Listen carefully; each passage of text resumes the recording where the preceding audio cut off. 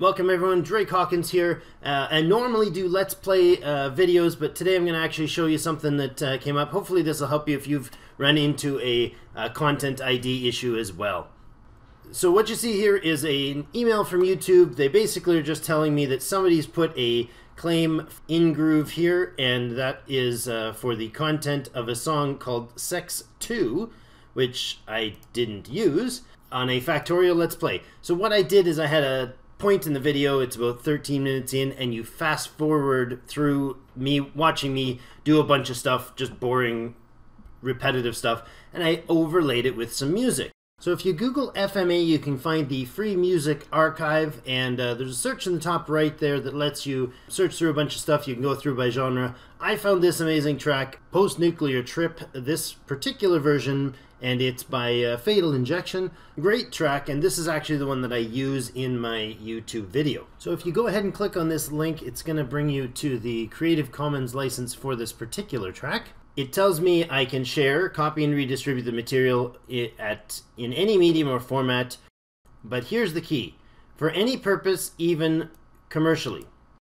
And then I got this flag, and the flag actually came, as you can see, by somebody totally different, in Groove, on behalf of this content, which is actually an artist named Percival here. Now, I'm sure Percival has absolutely nothing to do with it and probably makes some good tunes. But way down in here, in 2004, they have a album, Lizard Funk EP, Sex 2. Here's the deal.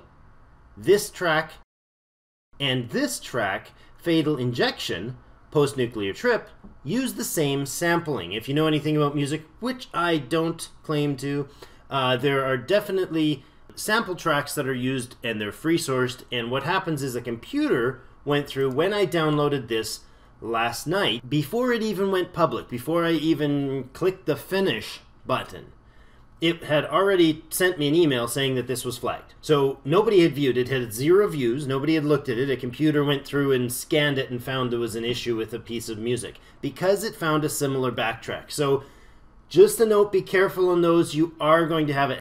So if I go through the process and find this under the feedback and help and find the information, and you really should do this if you're going to be using music at all, it's not a copyright strike, it's a content claim. They're very different things. One's bad, and hurts your account. The other is just more of a warning sort of thing.